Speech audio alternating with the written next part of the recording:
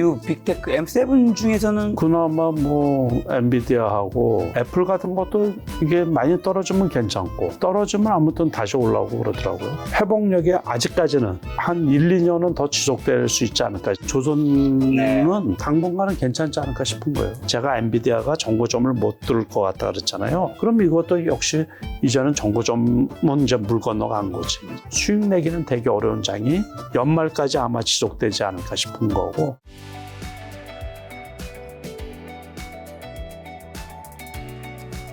현재 그럼 한국이랑 미국 증시 한번 점검부터 해주신다면. 미국 증시가 원래는 이제 떨어지면서 그 8월 초순에 일단은 이제 우리가 아래 공포라고도 하고 또 뭐 경기 침체 그러면서 직격탄을 맞은 게 이제 8월 5일 날 그 차트를 보니까는 요 날도 70포인트 정도 코스피가 떨어진 날이거든요. 그러면서 급락이 나와서 블랙 프라이데이라고 그랬는데 이날은 뭐 200포인트가 넘게 떨어졌었죠. 아마 10% 저가가 10.8 장중에 10% 넘게. 그러고 종가가 마이너스 8.77%. 그러다가 그 다음 날부터 계속해서 회복이 된 거예요. 꾸준히 와서 지금 이제 2,700은 조금 떨어졌는데 그래도 약보합으로 이렇게 떨어졌죠. 그러니까 오늘 같은 경우도 2,689포인트. 이제 이렇게 된 배경은 미국 나스닥이 이제 많이 올라갔다는 얘기죠. 나스닥 그래프 한번 잠깐 보시도록 하죠. 그러면 이게 이제 나스닥 일봉 차트인데 이게 18,700포인트까지 왔었단 말이에요. 그런데 이게 이때 16,000포인트가 깨져서 이제 회복이 됐던 거니까. 그러면서 이렇게 꾸준히 올라온 덕에 이제 코스피 지수가 따라서 올라왔던 거죠. 요거를 이렇게 보시면. 나스닥이 이 고점에서 저점까지 보면 단순하게 보면 한 3,000포인트 차이가 나거든요. 그러니까 급락을 한 거죠. 거기에서는 가장 큰 원인이 이제 경기 침체, 그러니까 아래 공포. 그래서 그랬는데 실질적으로는 이제 뭐 그동안에 이제 여러분들 나와가지고 그 분석을 했으니까 이제 저는 따로 얘기할 건 없을 것 같고 어쨌든 18,000포인트 근처까지 온 거예요. 요날 18,000포인트를 터치를 했으니까는 그러면 뭐 고점 대비해서는 별로 떨어진 것도 아니에요. 10%도 아직 안 떨어졌으니까요. 그래서 이제 지금 요 상태로 있는 건데 요 상태로 있는 거 그 배경은 뭐냐면 금리 인하가 기다리고 있으니까. 그렇죠. 그러니까는 지금 아침에 미국 기준으로 해서 오전 아침에 강하게 시작됐다가 종가에 확 밀리는 요 패턴이 이렇게 되풀이되고 있는데 제가 보기에는 여기 17,500포인트까지는 안 떨어질 것 같아요. 당분간은. 그러다가 9월 달에 금리 인하를 하면 어떻게 될지 모르죠. 치고 올라갈지 떨어질지. 그런데 이제 제가 볼 때 이때는 언더슈팅을 한 거예요. 그러니까 그렇게 많이 떨어질 일 없어요. 왜 그러냐면 금리 인하를 하더라도 한 번 하고서 끝날 게 아니거든. 이게 만약에 경기가 지속적으로 나쁘다든가 그러면 지속적으로 금리 인하를 할 거 아니에요. 그러면 결국에 유동성이 공급이 되니까는 주식시장이 이렇게까지 빠질 일이 없다고 보는 거죠. 저 개인적인 입장으로는. 그래서 지금 이제 나스닥이 많이 반등을 하다 보니까는 결국에 코스피도 2,700포인트까지 이렇게 이제 근사하게 왔다가 거기서 소폭 밀리는. 그러니까 미국장하고 키 맞추기를 계속해서 하는 거예요. 그렇게 생각을 하면 되고 개별주로 이렇게 보면 이제 미국의 엔비디아 지금은 그 어쨌든 AI 시대에 엔비디아가 대장이잖아요. 그 엔비디아가 지난번에 액면 분할하고서 140불까지 왔다가 요번에 요게 떨어지던 날에 100불까지도 깨졌어요. 그런데 지금 어느 정도 와 있냐면 130불 타치를 계속해서 하고 123불 지금 요 상태거든요. 그러니까 120불 때 이제 머무르고 있는데 지금 한 3, 4일 후가 되면 실적 발표를 할 거예요. 그렇죠. 거기에 이제 포인트가 돼서 어떤 변화가 나타나지 않느냐 이제 그렇게 생각하고 있는 그 상태입니다. 그러면 말씀하신 엔비디아는 그 실적 발표 정고점을 좀 다시 돌파할 수 있을까요? 저는 조금 부정적으로 보고 있거든요. 그래서 그 실적 발표하는 날에 아주 그 엄청 큰 진짜로 그 서프라이즈, 어닝 서프라이즈처럼 엄청 큰 뭐 지난번 실적을 뛰어넘는 엄청 큰 실적이 나온다 그러면 근접할 수는 있을 것 같아요. 근접. 그러니까 140불이라 그랬잖아요. 그러니까 그 근처까지는 갈 수가 있는데 그러지 못할 것 같아요. 어쩌면은 그 이제 시장 예상치 같은 실적이 나오면 그걸 기점으로 130불 해서 다시 좀 떨어지지 않을까, 조금 멀어지지 않을까 그렇게 생각이 들어요. AI 투자 열풍이 좀 지속되지 않는다고 보시는 입장인 건가요? 아니요, 그건 아니고 지금 지속이 되고 있는데 어쨌든 그 피크는 찍지 않았나 싶은 거예요.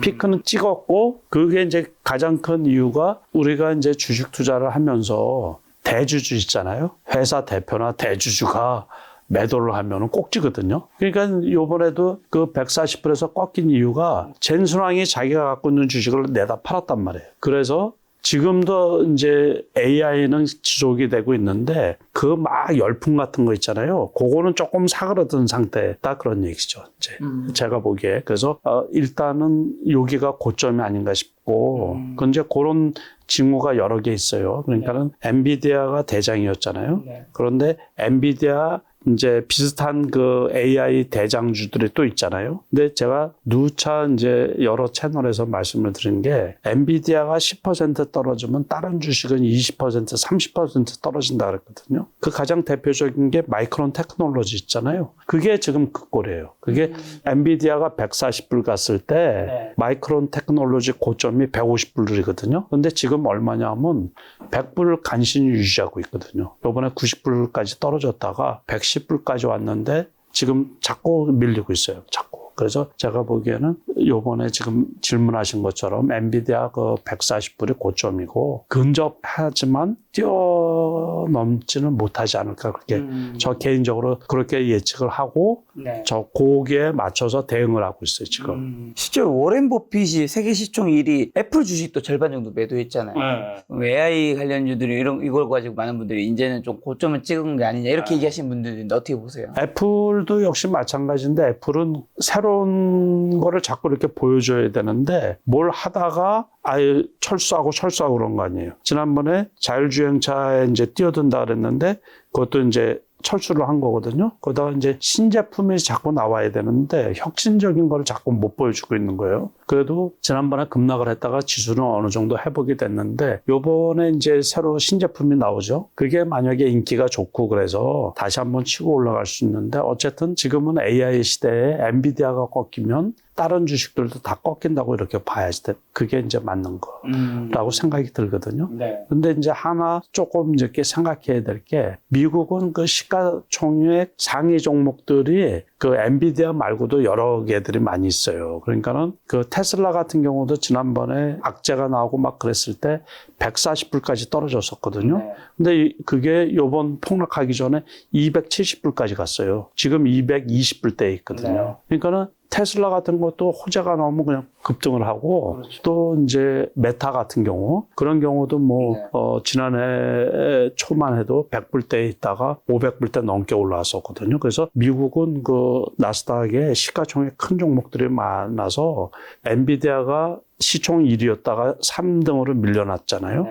그러니까는 다시 1위를 못 하더라도 아무튼 나스닥이나 S&P 500 같은 경우는 다른 기업들 실적이 좋으면 신고가를 칠 수도 있는 또 그런 것도 생각을 해 두셔야 된다고 그렇게 이제 말씀을 드리고 싶습니다. 말씀하신 그 미국 빅테크 M7 중에서는 좀 괜찮게 보시는 건 어떤 걸까요? 그래도 그나마 뭐 엔비디아하고 애플 같은 것도 이게 많이 떨어지면 괜찮고 떨어지면 아무튼 다시 올라오고 그러더라고요. 그러니까 테슬라도 역시 마찬가지고 그때 140불까지 떨어졌을 때는 이제 경쟁력에서 뒤처지고 뭐 그 전기차 경쟁력이 어쩌고저쩌고 말이 많았었는데 그게 270불까지 확 올라올 줄은 누가 알았어요. 그러니까는 그런 것들은 조금 제가 보기에는 그래도 저점에서 매수하면 괜찮지 않을까 이렇게 생각이 드는 거예요. 그러니까 엔비디아가 회복력이 아직까지는 한 1, 2년은 더 지속될 수 있지 않을까. 경쟁 침 만드는 회사들은 있어도 엔비디아를 지금 뛰어넘을 수 있는 회사들은 별로 없거든요. 그러니까는 조금 더 엔비디아에 집중하고 있는 게 지속될 수는 있는데 지난번에 가격 면에서는 지난번에 이제 고점을 찍지 않았나 그렇게 생각을 하고 있는 거예요. 그리고 미증시가 오른 것 중에 하나가 이제 금리 얘기도 해주셨는데 그렇죠. 8월 잭슨홀 미팅에서 이제 파월이 금리 인하를 이제 9월에 언급을 한 거잖아요. 예. 거기서 파월의 멘트에서 좀 중요한 게 있다면요. 그리고 미국 기준금리 인하 9월 확실시 되는데 어느 정도 내릴까요? 모르죠. 이제 그 잭슨홀에서 원래 일종의 경제 포럼 비슷한 거 아니에요, 그렇지? 그런데 그 잭슨홀에서 일단은 이제 방향을 확실하게 이렇게 설정을 해준 거죠. 그러니까는 금리 인하가 거의 확실한 거고 0.25나 0.5나 이제 이렇게 나오는데 그거는 고전에 나오는 경제 지표를 보고서 이제 아마 결정이 될 거예요. 그러니까 심각하게 지금 만약에 취업률 같은 게 심각하게 둔화가 된다든가 실업률이 생각보다 더 높게 고용 쪽에서 더 높게 나온다 그러면 이제 0.5로 인하할 수도 있는 거고 이 정도는 뭐 그렇게 급격하게 이렇게 금리를 내릴 필요가 있나. 아직도 미국도 그렇고 물가가 불안한 부분들이 좀 있거든요. 그러니까 그러다 보면 0.25를 할 수도 있고 이제 그런 건데 그거는 그 지금 말씀하신 대로 점도표를 보고서 아마 결정을 지을 거고 우리가 금리 인상을 할 때도 생각을 해봐야 돼요. 처음에 금리 인상 어떻게 했어요? 처음에 금리 인상했을 때 0.25%포인트 했어요. 네. 그러다가 0.5를 계속해서 가파르게 했죠. 0.5, 0.5를 4번 하고 막 그랬거든요. 그러니까는 요번에는 이제 처음 하는 거니까는 눈치를 봐가지고 또 너무 시그널을 금리 인하를 팍팍 해버리면 또 저기 물가가 확 올라갈 수가 있단 말이에요. 우리나라 같은 경우 지금 문제가 되는 게 서울에 아파트값 상승세가 예사롭지 않다 그러잖아요. 네. 그래서 한국은행에서 엊그제 이제 금리 동결을 시켰잖아요. 네. 그러니까는 그 이유도 결국에 거기에다 금리 인하를 하고 그래서 유동성이 공급이 되다 보면 또 아파트 값이 또 급등하고 그래서 그 물가 관리에 정부에서 크게 힘들까봐 그래서 아마 미국도 같은 고민이지 않을까 싶은 거예요. 그래서 너무 뭐 0.25면 어쩌고 0.5면 어떨 거예요. 그러니까 너무 거기에 그 수치, 그거의 수치에 얽매일 필요는 없고 그때그때 이제 유연하게 시장을 대응할 필요가 있는 거죠. 저 그럼 금리 인하는 어쨌든 시작될 텐데 인하 시기 투자법은 좀 달라져야 하나요? 글쎄요, 이제 고민스러운 거죠. 네. 원래는 우리가 이 주가가 이제 떨어지는 것도 그렇고 올라가는 것도 그렇고 유동성에 가장 큰 원인이 있는 거거든요. 그러니까는 거꾸로 생각을 해보면 되지 않을까 싶은 거예요. 그러니까 우리가 그때 0.25% 금리 인상을 하는 통에 주가가 떨어졌는데 그 다음에 0.5% 금리 인상을 한 거예요. 주가가 더 떨어지고 더 떨어지고 그랬죠. 그러니까 원래 코스피 지수가 3,300 거꾸로 돌아가서 4년 전으로 이제 거꾸로 돌아가서 3년 전 이렇게 하다 보니까 그 금리 인상을 계속해서 했더니만 그냥 주가가 계속해서 저게 금리 인상이 언제 질 줄 몰랐던 거예요. 그러다 보니까 주가가 떨어지고 또 떨어지고 그래가지고 3,300이었던 코스피 지수가 2,150포인트까지 떨어졌었던 거거든요. 근데 역으로 말하면 요번에 금리 인하를 0.25를 하든 0.5를 하든 지속성이 있을 거 아니에요. 네. 그러다 보니까 주가는 제가 보기에 그 다음 어떻게 하느냐에 따라서 이제 그 금리 인하를 하는 가장 커다란 이유가 경기가 경착륙되는 거를 방어하기 위해서 하는 거거든요. 그래서 더불어서 주가도 급락하는 거를 브레이크를 잡아주는 거죠, 이게. 그렇기 때문에 아마 그 전에처럼 그냥 팍팍하지는 않을 거고 그때그때에 따라가지고 유연하게 아무튼 또는 거기에 립 서비스가 같이 곁들여져 있는 거죠. 그러면서 아마 진행시키지 않을까 싶어가지고 어쨌든 이제 금리 인하가 본격화된다 그러면 숨통이 조금씩 트이지 않나 이제 경기에 고금리가 가져오는 그 부작용이 있죠. 금리가 높다 보니까는 기업들이 위축이 되잖아요, 위축. 그러니까 소비하는데도 위축이 되고, 그러니까는 생산도 위축이 되고, 그러니까 경기가 둔화된단 말이에요. 네. 그러니까는 일단은 금리 인하를 한다 그러면 경기가 나쁘다는 그 시그널도 되는 거니까는 현금 확보가 중요하겠죠, 현금 확보. 투자자들 입장에서 공격적으로 투자를 하던 거에서 현금 확보해서 리스크 관리에 일단 들어가는 게 좋지 않을까 싶은 거예요. 그 예를 들어서 이렇게 폭락하던 거. 그런 거를 지금 이렇게 이제 어느 정도 대반등이 일어났고 그렇다고 해서 이거를 뛰어넘을 것 같지는 않거든요. 그렇죠. 코스피도 역시 마찬가지고 그래서 코스피도 2,890이 고점이라고 생각을 하면 그 안에서 이제 박스권 안에서 움직일 것 같으니까는 조금 보수적으로 네. 공격적인 투자 말고 보수적으로 현금 확보도 하고 리스크 관리도 하면서 투자를 좀 조심스럽게 해나가야 되지 않을까 이렇게 생각이 금리 인하 수혜주라 불리는 뭐 소비재나 헬스케어, 제약바이오는 좀 이제 더 괜찮아질까요? 그렇죠. 그거는 이제 제약바이오, 그게 이제 그 본주들이 잘 안 되니까는 원래 주력주였던 게 이제 엔비디아 관련 칩 관련주 아니에요? 반도체 관련주하고 거기에다가 올해 국내 주식 같은 경우는 이제 전력 인프라 관련 주식들 이런 것들이 올 봄에 시장의 주도주 역할을 했던 것들인데 시장 중심주 역할을 했던 것들인데 그런 것들이 다 고점을 치고서 이렇게 내려오다 보니까는 개별 재료에 의한 지금 말씀하신 대로 바이오주들 같은 경우 많이 올라간 주식들이 꽤 많이 올라가고 그러거든요. 그러니까 이제 그런 식의 그게 단편적인 거예요. 그렇다고 제가 보기에 쭉 가기는 뭐하고 단편적으로 어떤 혜택들을 좀 주지 않을까 이렇게. 제 옆에서 유한양이 되게 많이 가지 않았나요? 이거는 이제 요번에 신약이 나온 거죠. FED에서 요날 원래 발표가 된 거거든요. 유한양이. 요날 요게 고점 여기까지 갔다 이렇게 크게 떨어진 날 있잖아요. 요날 발표가 된 거예요. 그래서 그 다음날 밀렸다가 이거 억울하잖아요. 그게 어떻게 보면 블록버스터 신약인데 그게 그러다 보니까 여기서 대량 거래가 수반되면서 끌어올렸는데 이거는 원래 그 5만 원, 6만 원일 때부터 그 재료를 가지고서 있었던 거거든요. 꾸준히 이렇게 올라갔던 거죠. 이날은 이제 급락하던 날. 요거는 요번에 FED에서 허가가 나오면서 그 대표적으로 그런데 그래도 지금은 너무 높지 않나 이제 그래서 추격해서 매수하기는 좀 어렵고 이것도 많이 올라온 거예요.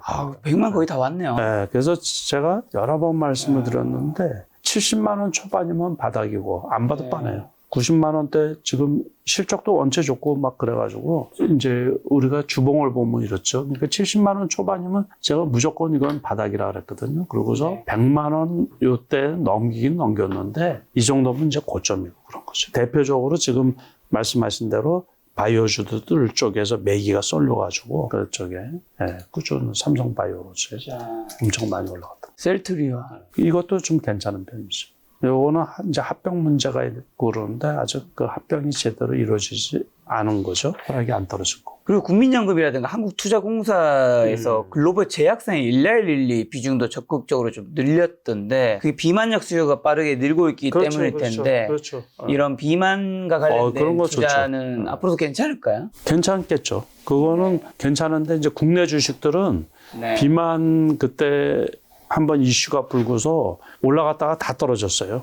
그래서 지금은 이제 그런 쪽에 오늘 조금 올라간 주식들도 있고 스몰 캡들 중에서 올릭스 이런 것들은 지금 원래 펩트론이 엄청 많이 올라갔던 거거든요. 88만 원까지 올라갔던 주식인데 여기에 8만 7천 원까지 왔던데 엄청 많이 떨어졌죠. 이러면서 이제 그때 테마성으로 올라갔던 주식, 개별주성 들이 전부 다 많이 떨어졌어요. 대봉 LS도 역시 2만 원 정도까지 갔던 게 지금 다 떨어졌던 거고 이렇게 보시면 이게 이제 다 개별주성. 이거는 뭐 이제 고점에 올라갔다가 떨어졌다가 여기까지 떨어졌다. 이날 상한가가 간 거거든요. 어제 그제지. 이런 것들이 다 이제 스몰 캡에 있는 그 비만 관련 건데 올릭스도 역시 마찬가지고 그래서 이런 거는 조금 반등을 한 거예요. 인벤티제. 이런 것들도. 그래서 국내 주식들은 조금 이렇게 좀 어렵다 이렇게 보시면 되고 이런 것들도 이 저점에서는 괜찮죠. 차트상 보면. 근데 아무튼 그 비만 치료제 같은 경우는 미국 같은 경우는 뭐 원체 비만 많죠.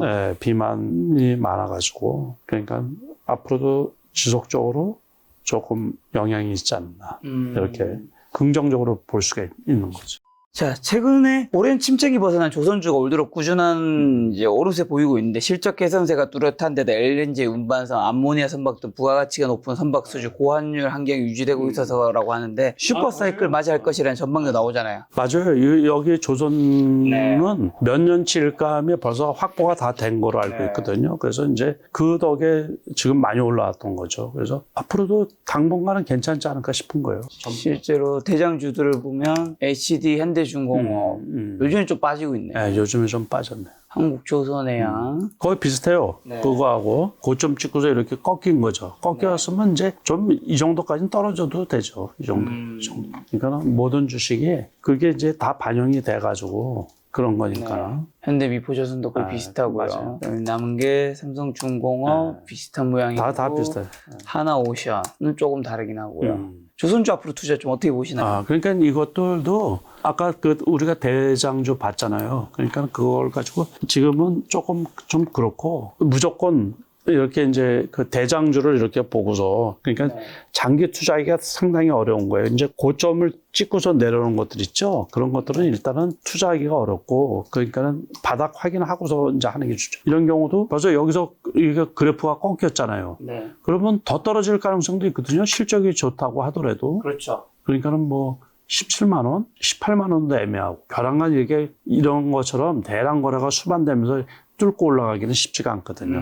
이런 거는 이제 지수하고 관련이 있다 이렇게 보시면 돼요. 지수. 어쨌든 코스피 지수가 요럴 때는 이제 제일 높을 때 이제 그랬었는데 그때 급락을 한번 맞고서 다시 이렇게 신고가 근처까지 왔잖아요. 그러면 이제 할 걸 다 한 거지. 그 다음에는 지수가 아직 정체되어 있으니까 지수가 밀리면 더 밀릴 수도 있죠. 그렇게 보시면 되는데 이제 지수하고 키 맞추기로 하면서 이렇게 보시면 되는데 신규 투자하기는 애매한 거예요. 지금 포지션이. 지금은요. 여기 나와서 이렇게 이제 질문하잖아요. 그럼 제일 어려운 게 뭐냐면 신규 투자할 종목이 마땅한 게 안 보이는 거야 이제.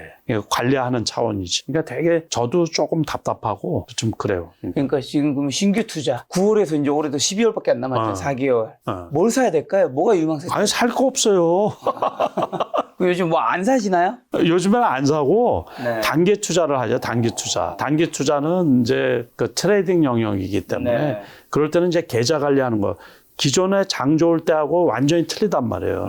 그러니까는 장도 안 좋은데 그걸 변동성이 엄청 심하거든요. 네. 하루에 20% 왔다 갔다 하는 종목들 엄청 많아요. 근데 장이 안 좋다고 하기에는 어쨌든 뭐 반등은 했으니까 그렇게 뭐 안 좋은 위험하고 뭐 그런 상황은 아닐 수 있잖아요. 딱 그러니까 이제 직접 우리 그 김 작가 같은 경우는 트레이딩으로 하는 건 아니잖아요, 주식을. 그렇죠, 맞습니다. 그러니까는 이제 조금 그 시장을 잘 못 읽겠죠. 잘 모르는 부분들이 있거든요. 근데 시장이 되게 어려워요. 그 개별 종목으로 이렇게 보면. 그러니까 지금은 지수도 많이 안 빠지고 삼성전자 네. 같은 것도 뭐 크게 7만 원 초반까지 떨어지는 것도 아니고 그러다 보니까는 시장은 괜찮은 것 같은데. 삼성전자 네. 75,800원. 이게 이제 88,000원까지 갔던 건데 요때는 또 12만 전자, 10만 전자 얘기가 많이 나왔던 그러니까요. 거거든요. 그런데 지난번에 요때 그 7만 원까지 왔었던 거 아니에요? 급락하던 날에. 요거 급락하기 며칠 전에 증권사에서 12만 원 목표주가 발표했다고 들었습니다. 그렇죠. 그거 기억하시죠? 그런데 이렇게 급락을 했는데 이게 다시 여기 제가 하나 물어보고 싶은 거예요. 이제. 그러니까 맨날 질문만 받다가 한 번씩 해야지 이제 여기까지 가겠어요? 안 가겠어요? 뭐 원하시는 답은 안 갈 것 같다고 하시고 여기까지 시장 분위기상 갔으면 좋겠지만 갔으면 좋겠지만 못 간단 말이에요. 제가 보기에는 거의 못 갈 확률이 99%예요. 네. 올해 안에. 그러면 이게 이제 우리나라에서 시가총액 20%가 넘게 차지하고 있거든요. 코스피에서. 그러다 보니까는 지수가 이때가 이제 2,880포인트까지 왔을 때란 말이에요. 그게 12만 전자, 하다못해 10만 전자까지 가면은 네. 2,900을 넘어서 3,000포인트도 이렇게 갈 수가 있는데 이게 못 가는 이유는 아까 말씀드린 뭐하고 매칭을 시키라고요? 엔비디아. 칩 관련주는 전부 다 엔비디아. 그러니까 하이닉스 말씀드렸죠? 하이닉스 한번 줘보세요. 하이닉스. 여기 있을 때 엔비디아가 140불일 때 여기 있었던 거예요. 네. 엔비디아가 확 떨어지니까 이거는 더 많이 떨어진 거예요. 엄청. 그러다가 어느 정도 반등하다 또 떨어진 거지 이제. 네. 다시 전저점 근처로 가고 있어요. 그 엔비디아는 그렇지가 않은데 엔비디아는 고점 대비해서 한 10% 정도 떨어졌나? 그 정도 떨어졌는데 이거는 뭐 고점 대비해서 한 20-30% 떨어진 거죠, 여기까지. 삼성전자 SK하이닉스 앞으로 어떻게 될까요? 그러니까는 이제 엔비디아를 보면서 결정을 해야 된다 그런 얘기인데 제가 엔비디아가 정고점을 못 뚫을 것 같다 그랬잖아요. 그럼 이것도 역시 이제는 정고점은 이제 물 건너간 거지, 이제. 그래서 그거를 매칭을 시키면서 지금은 완전하게 그 미국의 칩 관련주는 엔비디아를 보고서 이제 투자 결정을 하고 판단을 하는 거예요. 거기서 반등을 하면은 엔비디아 관련 전력 인프라 관련 주식들 있죠? 그것들도 다 마찬가지예요. 그렇게 움직이는 거거든요. 여쭤보고 싶은 게 이제 여기 올해 상반기 때 이게 이제 1월부터 차트인데 이때만 해도 회장님께서는 뭐 상반기까지였나 아니면 1분기 때였는지 몰라도 막 AI라든가 반도체 로봇 그렇죠. 뭐 대장 이거 사야 될 게 많다고 하셨는데 그렇죠. 그때랑 지수를 비교한다면 지금 1월, 2월 뭐 2,700대 지금이나 사실 뭐 대단히 엄청 크게 차이가 나진 않잖아요. 근데 지금은 뭐 정말 그렇게 살 게 없나요? 정말 살 게 없어요. 다시 말해서 이제 쏠림 현상이라 그래가지고 지금 우리가 아까 뭘 봤죠? 삼성 바이오로직 같은 거 네. 봤죠?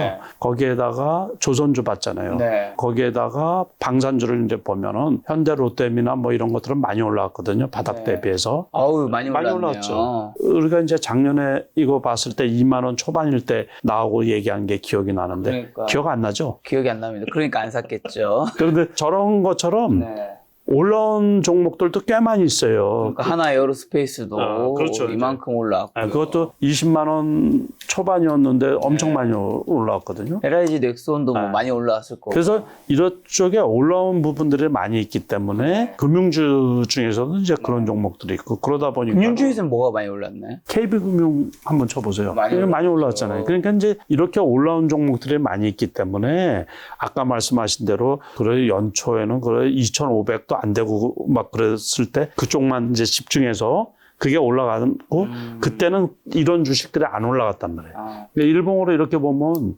여기 24년 1월 달이잖아요. 네. 1월 때는 이게 쌌었단 말이에요. 그러니까 다시 말해서 지수 대비해가지고서 이제 올라온 종목들이 골고루 많이 있다 보니까는 지수 그쪽은 괜찮은데.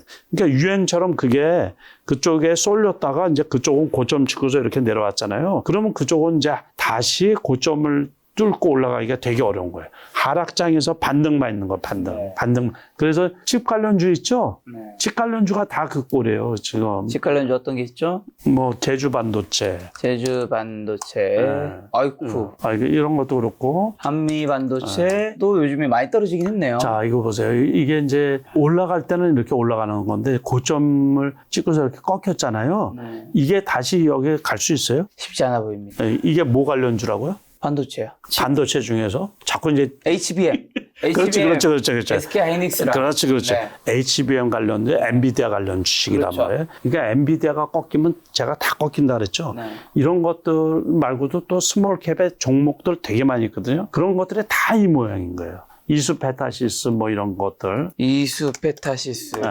이게 뭐 테크윙이 상반기에 제일 많이 올라간 주식 중에 하나거든요. 이게 상반기에. 이런 것들은 이제 대장, 다시 말해서 시대를 이끌었던 그 대장주가 꺾이면서 그거는 10%밖에 안 떨어졌지만 이런 것들은 20% 고점 대비해서 20% 30% 이제 떨어진 그래서 살 게 없다라는 얘기. 많은 분들이 이걸 보고 뭐 이제 고민하시는 게 이제 어떻게 보면 작년에 좀 비슷한 그림이 쓰는 게 2차 전지가 고점 그렇죠. 내려갔을 때 그렇죠. 반등을 할지 아니면 이제 떨어질지 해서 이제 고민이실 텐데 지금은 그거를 참고로 하시라는 얘기. 2차 전지처럼 조금 될 위험도 있다. 그렇죠. 조심해야 이제 된다. 어떻게 생각을 하면 되냐면 시대를 이제 선도하는 게 어쨌든 미국 주식이란 말이에요. 그렇죠. 거기가 기술도 뛰어나고 돈도 많고 이러다 보니까. 그래서 테슬라가 2019년 하반기부터 11월 달부터 올라가기 시작을 했거든요.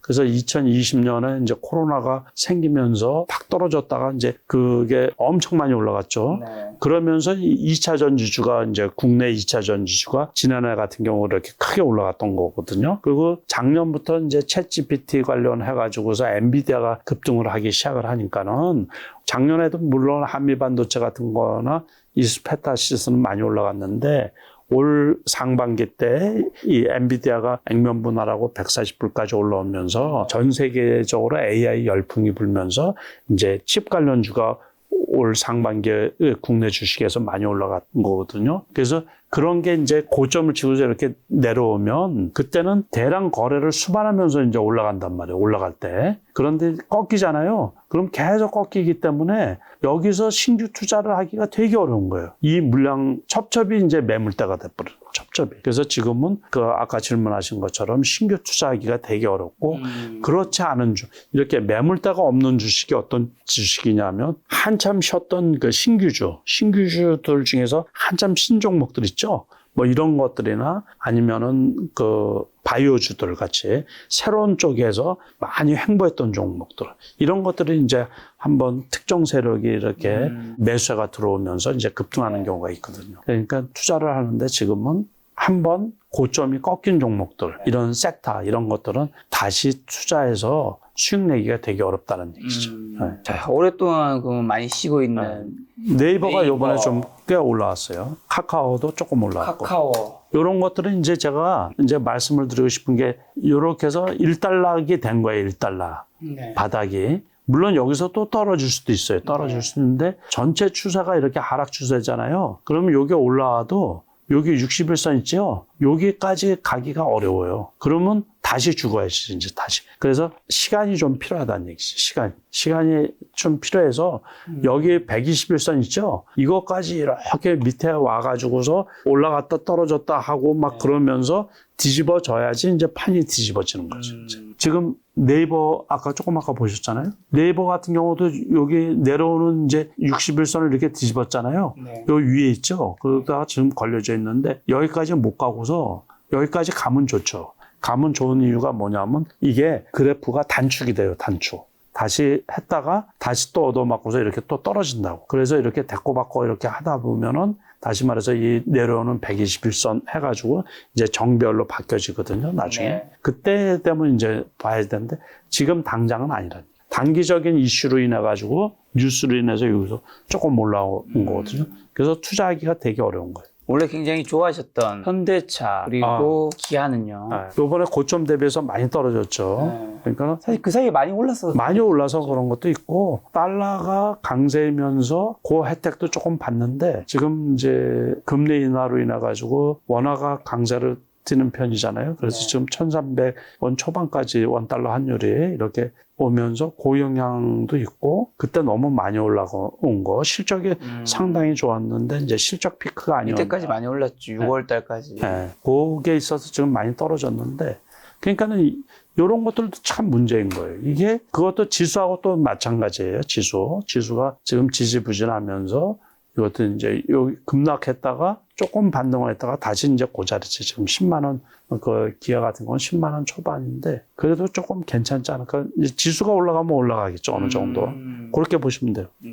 오랫동안 쉬었는데 지금 조금 움직임이 다르게 느껴진 포스코홀딩스랑 포스코 퓨처엠. 다 여기를 바닥이라고 보시면 되고 아까 설명한 거 비슷하죠. 여기까지는 갈 수 있는데 만약에 분위기상 좋아지고 그러면 여기까지는 갈 수가 있죠. 근데 이번에 뭐 전기차 화재 있잖아요. 네. 또 폭발 뭐 이런 것들 때문에 또 주춤하고 그렇죠 지금. 에코프로 BM은 이거는 더 나쁘지. 더 나쁘고 더 나쁘고. 에코프로는 이것도 더 나쁘고. 내서 나쁜데 포스코가 그나마 좀 낫네요. 조금 낫네. 예, 그거하고 뭐가 조금 괜찮냐면 삼성 SDI도 조금 괜찮아요. 조금. 이것도 조금 그거와 비슷하죠. 그러니까 요거는 여기에서 지지한다고 보면 되고 그렇다고 힘이 세가지고 뭐 이걸 뚫고 이렇게 가기는 조금 난망한 일이고 아무튼 시간이 좀 전체적 그러다 보니까는 투자할 종목이 안 보이죠.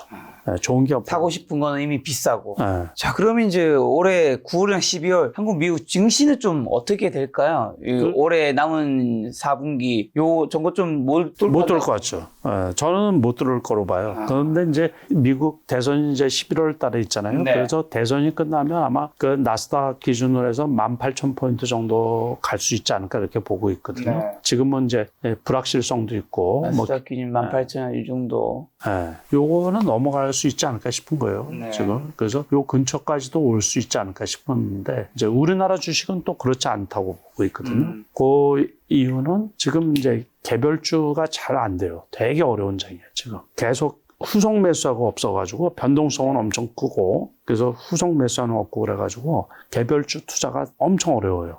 그래서 테마로 해가지고 이렇게 반짝이는 종목들도 하루 이틀 뭐 2, 3일 움직이면 그냥 죽어버리는 경우가 되게 많이 있거든요. 그래서 변동성이 엄청 크기 때문에 적극적으로 투자하기가 되게 어려워요. 장 자체가. 그렇다고 지수는 그렇게 많이 안 빠질 거로 보고 있거든요. 그러니까 지난번처럼 아주 크게 떨어질 건 없는데 먹기는 수익 내기는 되게 어려운 장이 연말까지 아마 지속되지 않을까 싶은 거고 금투세 도입 그 문제 있잖아요. 그게 아주 매듭이 안 지어져서 그것도 한몫하지 않나 싶은 거예요. 그러니까 큰 손, 소위 말해서 투자금이 큰 개인 투자자들이 투자를 망설이지 않나 싶은 거예요. 운영을 어떻게 해야 되는지 불확실하다 보니까 아주 그게 유예를 시키든 아니면 뭐 완화를 시키든 또는 아니면 폐지를 시키든 어떤 결론이 나야지 거기에 맞춰서 자금을 어떻게 운용하든가 뭐 이런 결정이 생길 수가 있는데 그게 불확실하다 보니까는 지금 국내 시장이 조금 답답한 형국이 아닌가 그렇게 생각이 들거든요. 자, 그러면 올해 어쨌든 지금은 좀 아니더라도 올해 한 7월 정도까지는 확실히 AI가 주도했잖아요. 그렇죠. 예, 지금도 이제 다시 주도할지 아닐지 약간 애매한 상황인데, 그럼 이제 많은 분들이 기다리는 거는 작년에 2차 전지, 올해 AI, 이제 그 다음 뭘까? 없어요.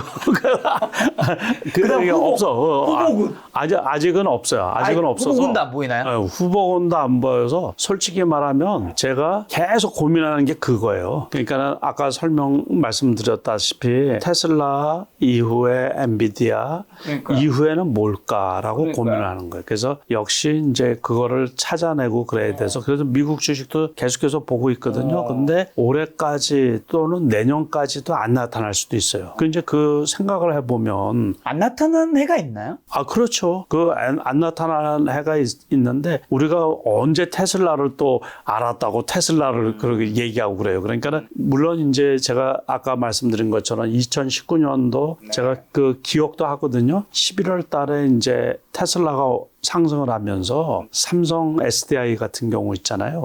그때 21만 원, 20만 원 했는데 그게 이제 50% 올라간 거예요. 33만 원까지. 삼성 SDI요? 네, 그게 언제요? 2019년 11월 요때. 네. 요때 이렇게 올라간 거고 요때는 코로나 때문에 폭락을 했던 거고. 네. 그래서 제가 요때 샀던 거거든요. 요때. 네. 그래서 제가 가격도 다 알고 있어요. 여기 보면 23만 원 그랬잖아요. 여기. 네. 22만 원, 23만 원인데 이때가 30만 원이 넘었거든요. 35만 원까지 갔는데 요때 테슬라가 올라갔던 거예요. 그러고서는 그 다음에 이제 코로나 때는 뭐 전 주식이 다 올라갔던 거고 그러고서 이제 이게 그때는 미국이든 우리나라든 그 진단 키트 관련해 가지고서 엄청 많이 올라갔던 거고 이제 그게 정리가 된 다음에 다시 말해서 지수가 떨어지는 와중에 테슬라가 독보적으로 이제 뭔가를 보여줬던 거라 그래서 우리나라 그렇게 갔던 거고 작년은 이제 정상화된 거죠. 대면 사회로 다시 복귀가 되고서 그 다음에 이제 챗 GPT가 나오면서 그 AI 열풍이 불고 그러면서 엔비디아가 올라갔던 건데 그러면 챗 GPT 다음에 다시 말해서 AI 시대 다음에 뭐가 또 이렇게 이제 센세이션으로 시대를 바꾸는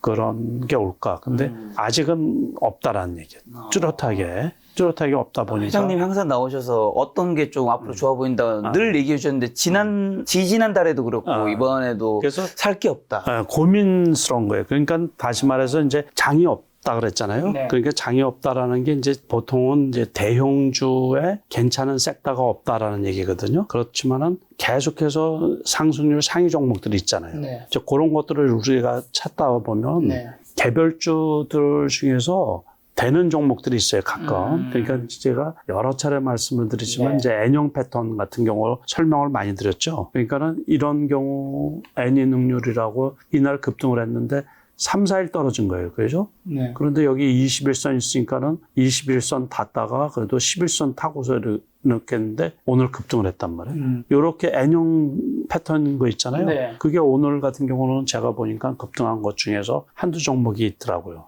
그러니까 요런 거를 찾아서 공부를 하는 거예요. 요런 네. 거. 그리고 우리가 지난번에 그 8월 중순에 코로나 관련주들이 급등을 했잖아요. 근데 우리가 그 코로나 관련주 같은 경우도 예측을 할 수가 있었거든요. 네. 그러니까는 랩지노믹스라고 한번 쳐보면 랩? 이 경우도 원래 제가 그때 휴가가 있어가지고 많이 못 산 거예요. 많이 못 샀는데 요 가격에 샀대. 2,500원 있잖아요. 요 가격에서 샀던 거거든요. 요 가격 2,500원에 여기서 샀던 건데 여기에서 팔았을 거예요. 여기서. 그러니까 요런 것들도 충분히 예측을 할 수가 있었거든요. 벌써 이때 조금 여기서 움직였잖아요. 요때 이제 코로나가 많이 발생할 것 같다라는 얘기가 나왔었을 텐데 제가 휴가만 안 갔으면 요때 뭐 조금 많이 샀을 거예요. 아마. 한 10만 주, 20만 주씩 사놓으면 큰 돈이 됐겠죠. 그러니까 앞으로도 이제 이런 종목들은 계속 나올 가능성이 있다.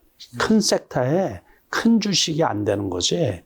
개별 주식들은 이제 공부를 좀 많이 하고, 그리고 아까 말씀드린 N형 패턴이라든가 어떤 이슈가 있는 것들, 그런 것들을 미리 사놓고 기다리다가 올라갈 때, 그런 거를 이제 예를 들자 그러면은, 지난번에 나스닥에 넷플릭스가 급등을 한 적이 있었거든요. 네. 그때 왜 급등을 했어요? 오징어 게임을 한다 그랬거든. 오징어 게임 아. 2가 방영이 된다 그래서 원이 대작이었으니까. 대작이었으니까. 그래가지고서 넷플릭스가 급등했다고 네. 보도에 나왔어요. 그 넷플릭스를 통해 가지고 전 세계에 방영이 됐던 거 아니에요. 네. 그래서 넷플릭스가 언제 한다고 제가 TV에 광고를 봤는데 언제 한다 그랬어요? 12월 26일 날. 그걸 그 광고를 하더라고요. 네네. 이게 벌써 다 제작이 됐다는 얘기죠. 그러면 넷플릭스가 올라갔지만은 우리나라에 그게 관련주가 있을 거 아니에요. 그런 이제 그런 것들은 아직 시간이 많이 남아 있으니까는 적당한 때 투자를 해가지고 네. 그 전에 뭐 이제 많이 올라가면 팔면 되죠. 그런 게 투자 아이디어라는 얘기죠. 다시 말해서 투자할 종목이 없다고 한 거는 이제 큰 사이즈의 대형주 그런 것들이 이제 오름세가 끝났지만은 그래도 개별주는 이제 찾다가 보면 아이고 뭐 저 같은 경우는 주식으로 먹고 사는 사람인데 그렇다고 계속 손 놓고 있으면 우리 그 김 작가가 보태주는 것도 아니고. 버릇이 많으셔서요. 제가 보태줄 이유가 없습니다. 자, 오늘 이제 네이버 인기 검색 종목도 몇 가지 여쭤보면 어제 날짜 기준이었는데요. 아까 전에 한번 언급되긴 했는데 유한양에 그렇죠. 어떻게 보시나요, 좀? 고공인데 아직 안 죽고 있어요. 그러니까 그렇다고 해서 추격 매수하기는 조금 불편해. 제가 이 주식을 원체 잘 알아가지고 추격 매수하기가 썰 안 하거든요. 이엔셀. 이건 신규주인데 이제 요즘에 신규주 특징이 첫날이 고점인 경우가 많아요. 그러더니만 이날 상한가를 치고서 못 사가지고 속이 아팠는데 오늘 되게 많이 올랐거든요. 그랬더니만 이것도 금요일 날에 종가에 안 보는 사이에 상한가 그냥 확 가더라고요. 그리고 오늘도 아마 상 갔다가 지금 이렇게 끝이 난 거거든요. 상한가까지 갔다가. 그러니까 모르죠. 그래프상으로 보면은 한 번 정도 더 갈 가능성도 있거든요. 이렇게 3번 정도. 그러니까는 금양은 일단은 차트상으로는 되게 나빠요. 차트상으로 완전 역배열에다가 계속해서 이렇게 흐르잖아요. 그러니까는 이거는 뭐 이제 언제까지 더 흐를지는 모르죠. 고점 대비 4분의 1. 그래도 뭐 이건 장중이니까 이건 15만 정도로 잡으면 한 3분의 1 정도. 요 간 날 어떤 날인 줄 아세요? 이날이 혹시 에코프로 그렇지. 150만 원 가. 오케이. 그날에 그날. 아무튼 금양은 차트상 기술적으로는 별로 안 좋으니까 저는 별로거든요. 자, HLB. HLB는 뭐 그때 이제 유보됐다가 다시 보완해서 한다 그러는데 저는 글쎄요. 그냥 이거 별로라. 그때 이제 이게 반려가 되면서 급락을 했거든요. 한가 2번 맞았는데 정고점까지 왔다가 지금 이렇게 쉬고 있는 건데 모르겠어요. 그래서 저는 이것도 별로 이렇게 관심을 안 갖는 종목이라. 두산 에너빌리티. 많이 떨어졌죠, 이번에. 이게 원전주가 참 어렵다고 누차 말씀을 드렸잖아요. 그죠? 시세의 연속성이 없어요, 연속성. 이때 그 체코 원전 수주에 따라가지고 이렇게 이제 급등을 했는데, 그 본계약이 내년 3월인가 아마 그럴 거예요. 그러니까 그 전까지 그때가 돼야지 투명하게 뭐가 제대로 되면 올라갈 수가 있는데, 아무튼 시세의 연속성을 안 줘요. 알테오젠은 원체 좋은 그 바이오 기업이라 이거는 뭐 떨어지는 건 없네요. 그러니까 이거는 61선이 지지하고 있으니까 이거는 요 안에서 떨어지면 사고 높으면 팔고 이렇게 계속해서 괜찮은 우상향인데 아주 완만한 우상향이잖아요. 그러니까 오래 갖고 가기는 좀 그렇고. 네. 한국전력. 이번에 급등을 했네 이게. 그러게요. 저 못 봤었는데 못 봤었거든요. 원래 되게 그렇게 좋은 그림이 아니었는데. 그러니까 단기적으로 급등을 했네. 좋네요. 한국가스공사. 이거 지난번에 그 동해 무언가 대한고래 그러더니만 원체 좋다 그래가지고 지금도 차트가 좋네요. 그죠? 원체 회사가 좋다 그러니까는 저점일 때 사가지고 갖고 가는 건 괜찮을 것 같아요. 파라비스는 게임 회사잖아요. 게임 회사. 네. 근데 이거 실적이 나빴나? 게임이 제대로 안 됐나? 급락을 했는데 일단은 이렇게 여기 고점에서 꺾인 거 있잖아요. 저 같은 경우는 투자를 안 하거든요. 그리고 게임주를 별로 안 좋아해가지고 제가. 보로노이. 엄청 많이 올라갔네. 이거 봤거든요. 가격이 비싼 주식이 어제 급등을 하고 오늘도 또 올라갔네. 고점인데 고점. 시젠은 뭐 다 아시다시피 오늘 많이 올랐다가 주저앉은 거예요. 이거. 10% 정도 올랐다가 코로나 주식들이 다 고점 올랐다가 이렇게 떨어지기 때문에 글쎄요. 그래도 원체 좋은 회사니까는 요번에 그때 코로나 때 돈을 엄청 벌었는데 2만 원에 있다가 배 이상, 배는 아니지만 한 70% 올랐었네. 바닥 대비 여기 2만 원, 19,500원, 2만 원이었는데 35,000원. 그러니까는 요번에 코로나가 많이 확산이 되고 지금도 많이 있지만 그 약도 없다고 그러더라고요. 아주 치료제도 뭐 부족하고 그렇다는데 그게 이제 풍토병화 되는 과정이잖아요. 그러니까 중증 환자가 그렇게 많지 않다 보니까는 그때 올라갔다가 무조건 이런 거는 고점이면 무조건 팔고서 사면 안 돼요. 그냥 이날부터 이제 떨어지기 시작하더니만 그냥 아직도 조금 비싸다고 느껴지는 건지 요즘에 변동성이 이렇게 심하거든요. 10% 올라갔다가 마이너스. 아무튼 갖고 있는 주식이 가격이 올라간다 그러면 무조건 매도. 네. 그게 최고가. 셀리드. 변동폭이 똑같은 거, 엄청나네요. 똑같은 거. 이게 1,000원짜리 주식이 그래 10배가 올라간 거거든요. 10배 올라갔다가 이날부터 이제 다른 주식 떨어지면서 거래 정지였다가 개파락을 해서 아직도 뭐 치료제 어쩌고 저쩌고 하면서 뉴스가 나와서 그랬는데 저는 아예 안 쳐다보고 있습니다. 현대로템은 계속 고공이에요. 하반기에도 실적이 괜찮다고 생각이 드는데 지금은 이 고점에서 이거를 못 들잖아요. 그러니까 웬만큼 고점까지 왔다는 얘기예요. 저하고 같이 방송할 때 이게 22,000원인 걸 제가 작년 가을에 기억을 하고 있는데 그러니까 벌써 배 이상 올라온 거예요. 이 주봉을 보면 아마 확인이 될 거예요. 주봉을 보면. 이때였던 것 같은데 이때인가. 그러니까 엄청 많이 왔기 때문에 쉬어야 되지 않을까 하는 것도 있어요. 그러니까 이렇게 보시고서 아무리 좋은 주식도 바닥에서 많이 왔다 싶고 고점을 못 벗기잖아요. 그러면 이 정도에서 혹시 싸게 갖고 있던 사람들 같은 경우는 한번 팔아주는 것도 좋지 않을까 싶은 거예요. 조금 남겨두고 있다가 많이 떨어지면 최소한 한 이 정도 떨어지면 뭐 다시 산다든가. 오섬 첨단 소재. 요거는 미국 대선 관련주. 그러니까 해리슨 쪽에서 그 대마 합법화 하면서 대마 관련 주식인데 요거가 아주 나쁜 게 뭐냐면 그 시간에 급등해 가지고서 아침에 올렸다가 끝에는 떨어지는 거예요. 요거하고 우리바이오가 있는데 우리바이오. 이거는 이제 일단은 나쁜 게 뭐냐면 그 고점에서 이렇게 많이 떨어져서 꺾였잖아요. 내리막이란 말이야. 내리막일 때는 투자하기가 되게 어려운 거예요. 그 지지선은 여기 밑에 있고. 그러니까는 우리바이오 오성첨단 소재가 전부 다 대마 관련 주식인데 그 트럼프보다 그 해리슨 지지도가 높다고 나오니까는 이제 그러는데 일단 여기서 오름세 올라갈 때는 좋았거든요. 근데 고점에서 꺾였잖아요. 이럴 때는 투자하기가 되게 어려운 거예요. 일단은 여기서 반등 줬다가 종가에 또 떨어지고 이거 투자하기가 아주 나빠요. 그래도 바닥에서는 많이 올라온 거 아니에요, 지금도. 그러니까 이런 거는 저는 그래서 아예 오늘 우리바이오 같은 거는 관심 종목에서 삭제를 시켜버렸어요. 마지막 인성정보입니다. 인성정보는 이제 이번 주에 의료 파업한다 그랬잖아요. 그러다 보니까 비대면 관련해가지고서 어제 올라가고 오늘도 급등했다가 종가가 저가가 된 거죠. 이거하고 유비케어하고 두 개. 인성정보하고 유비케어. 이거 똑같아요. 이거 똑같잖아요. 어제 올라가고 오늘 고점 했다가 종가가 저가. 그러니까 이것도 일회성이라고 보시면 돼요. 일회성. 그러니까 이런 것도 만약에 투자를 하려고 그러면 그 뉴스가 지난 주말에 나온 거거든요. 그러니까 의료 파업 벌인다고. 그러면 어제 시초가에 샀어야지. 시초가. 그러니까 오늘 같은 경우는 벌써 늦은 거지. 그러니까 시초가에 샀으면 어제 수익 나고 오늘 고점에서 팔았으면 수익이 크게 나겠죠.